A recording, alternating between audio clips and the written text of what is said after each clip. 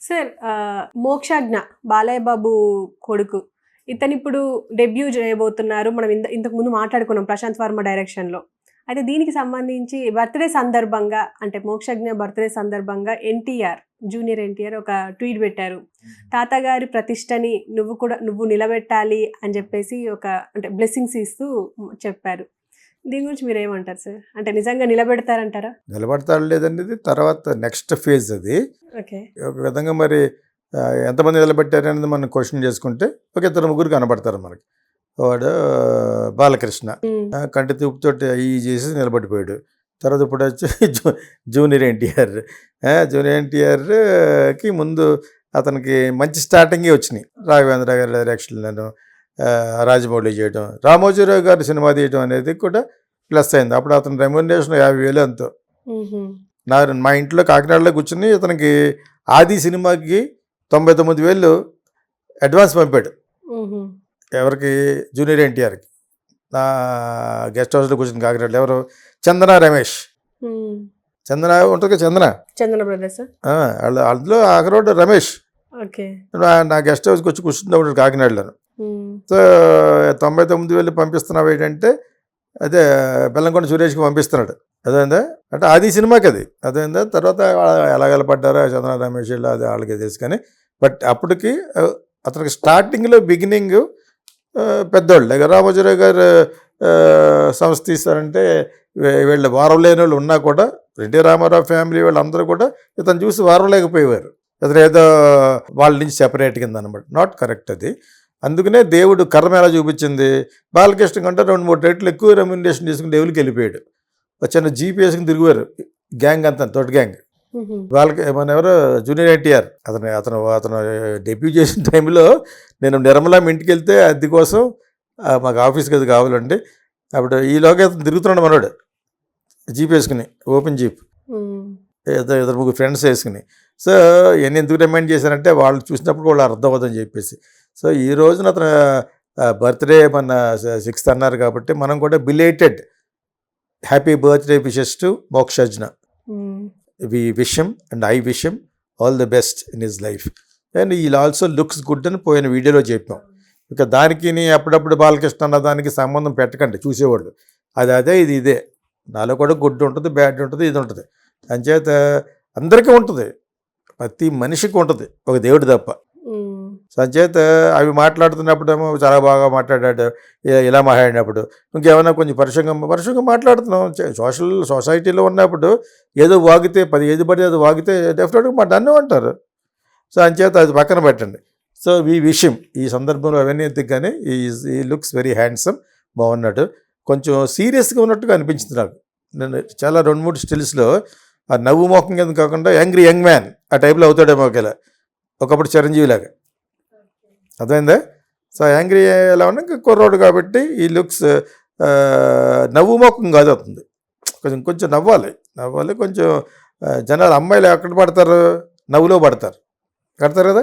అక్కడ స్మైల్ బాగుంది, క్యూట్ అంటుంది అనమాట. ఇది అంటదా? సో ఆ నవ్వు నాకు అనిపించలేదు. Junior NTR blessing him is correct. అతనికంటే 10 ఏళ్ళు అంత చాలా పెద్దోడు. సో ఇంకా ఎక్కువ బాగా పెద్దోడు ఉంటాడు. సో ఇప్పుడు అతని తర్వాత జనరేషన్ కాబట్టి అలా విష్ చేయటం అనేది అతను సంస్కారం చెయ్యాలి. అదర్వైజ్ ఇతర వాళ్ళు ఎవరు చేయలేదు, జూనియర్ ఎన్టీఆర్కి ఎవరు చేయలేదు. కాకపోతే అనుకోకుండా ఎన్టీ రామారావు పలుకుతో పుట్టడంతో వాళ్ళు కూడా ఎవరికి కావాలని చెప్పి అందరూ సినిమాలు తీశారు. రాఘవేంద్ర గారు, నేను ఒకసారి రాఘవేంద్ర గారిని ఈ అబ్బాయి ఎలాగా చేస్తాడని అడిగాను. అప్పుడు ఇంకా థియేటర్ రాలేదు, ఆఫీస్ అది రాఘవేంద్ర కాంప్లెక్స్, ఆర్కే కాంప్లెక్స్. ఇంకా అలాంటి ఇంకా స్లోగా అంటే వచ్చాడు పైకి 5-6 బుక్ చేశారు అన్నాడు. ఆయన అన్నాడు నాతో మాట. నాకు ఆయన ఉన్న పరిచయంతో త్వరగా అక్కడ కారులో వెళ్తూ ఆపి పైకి వెళ్తే దాంతో కొంచెం మాట్లాడతాకి వెళ్ళినప్పుడు ఆయన అన్న మాట అది. ఇతను ఎలాగ ఉంటాడండి, రామారావు గారు పలుకులతో పుట్టాడు కదా ఇతను అంటే, ఇంక మీరు స్లోగా ఉంటాడంటే బాగా పైకి వస్తాడు అని చెప్పేసి చాలామంది బుక్ చేశారు అన్నాడు అనమాట. సో అప్పుడు నాకు ఐ అండర్స్టూడ్, ఇతనితో ప్రజలు యాక్సెప్ట్ చేసి చూస్తున్నంతకాలం వీళ్ళు ఎవరు ఏం చేయలేరు. ఫ్యామిలీలో ఒకలాకలో ఉంటుండే, లక అంటాడు మన రజనీకాంత్. ఆ విధంగా అవి ఉంటాయి. అంచేత అవి ఉన్నాయి, ఎవరు ఆపుతారు? కర్మను ఎవరు ఆపలేరు కదా. She made it big. మంచి యాక్టరు, మంచి సింగరు. నేను అప్పుడప్పుడు సకల కళా వల్లభుడు అంటాను జూనియర్ ఎన్టీఆర్. ఎందుకంటానంటే because he has got many artistic talents. Like singing, acting. కాకపోతే బయట మాట్లాడేది కొంచెం అతిగా మాట్లాడేవాడని అప్పుడు అంతకుముందు అనేవాడిని. ఎవరు పెద్దలు తడుపుకొని చాలా ఎక్కువ మాట్లాడేస్తుంటాడు అనమాట అతను వయసుకి మించి. అవి కంట్రోల్ చేసాం మనం మలనాటి 10 మంది మాట్లాడడం తోటి తగ్గిపోయాడు. అదేందా చిరంజీవి నాకు ఇంటి రామారావు కదా తప్పితే ఎవరు తెలియదు ఆ టైప్లో అన్నాడు అన్నమాట సార్. తర్వాత 2-3 సినిమాలు దొబ్బినాయి అప్పుడు. అనుభవంతో నేర్చుకుంటారు. ఎక్స్పీరియన్స్ మేక్స్ మెన్ పెర్ఫెక్ట్ కదా. సో ఎక్స్పీరియన్స్లో చాలా నేర్చుకున్నాడు అతను. తర్వాత మనవాడికి కూడా కొంచెం దూలం ఉంది. జూనియర్ ఎన్టీఆర్కి ఉండేది, అది కట్ అయిపోయింది. అదే బాగా పైకి వచ్చేటప్పటికి వాళ్ళ ఇంట్లో వాళ్ళు ఎవరో తట్టుకోలేకపోతారు. కానీ ఎంత పైకి వచ్చాడంటే నువ్వు ఇతను సపోర్ట్ చేస్తే మన పార్టీ కూడా గెలుస్తుందేమో అని కొంతమంది, వస్తే సీఎం కొడుకు డామినేట్ చేయబడతాడో, అతను అండర్మైన్ అయిపోతాడని ఒక భయం. అంటే ఎంత లెవెల్కి వెళ్ళిపోయాడు చూడండి. పబ్లిక్ ఇమేజ్ ఎవరు ఏం చేయలేరు. అందుకనే పబ్లిక్లోంచి మట్టిలోంచి వచ్చిన స్టార్ని ఎవరు ఏం చేయలేరు. దానికి ప్రత్యక్ష సాక్షులు ఎవరు? రజనీకాంత్, చిరంజీవి. అర్థమైందా? ప్రజల్లోంచి రావడం అంటే అది వాళ్ళని ఎవరు షేక్ చేయలేరు. వయసు అయిపోయినా కూడా వాళ్ళకి ఆ ఇమేజ్ అలాగే ఉంటేనే ఉంటుంది. రామారావు గారికి ఉన్నట్టు. రామారావు గారికి అందు నుంచి పైకి వచ్చినాడే, నాగేశ్వరరావు గారికి అందు నుంచి పైకి వచ్చినాడే. వాళ్ళ కొడుకులు కాదు, వాళ్ళ కొడుకులకి మళ్ళీ దే కమ్మంటారు నెపోటిజం. అదేందా, నేను నెపోటిజం నమ్మను. దానికి ఆల్రెడీ చాలా వివరణ ఇచ్చారు. ఒక మెకానిక్ కొడుకు మెకానిక్ అవుతాడు, ఒక డిస్ట్రిక్ట్ కలెక్టర్ కొడుకు ఐఏఎస్ చదివించాలనుకుంటారు, తప్పేంటి? అదేవిధంగా యాక్టర్ కొడుకు యాక్టర్ అవ్వాలని కోరుకుంటాడు. సో నెపోటిజం నేను నమ్మను అంటారు చాలామంది. జనాలు ఎక్స్పెక్టేషన్ ఉంది, పలానా వాడు కొడుకు అనే ఇది మట్టుకు ఉంటుంది. ఇప్పుడు బాలకృష్ణ కొడుకుని కాకపోతే బయట కౌన్ కేసుగా కాడు అనుకో, అతనితో పెట్టి సినిమా తీస్తే ఏమాడుతుంది? బాలకృష్ణ కొడుకు, బాలయ్య కొడుకు, ఎన్టీ రామారావు మనవడు, ఆ జూనియర్ ఎన్టీఆర్ బర్త్డే చెప్పాడు, లాంచింగ్ చేస్తారట. అటు ఎలా మూవ్ అయితే న్యూస్ రాస్తుంటారు మనవాళ్ళు. ఓకే, ఉంటుంది మరి. ఎందుకు ఉంటుంది అంటే public or brought up like that.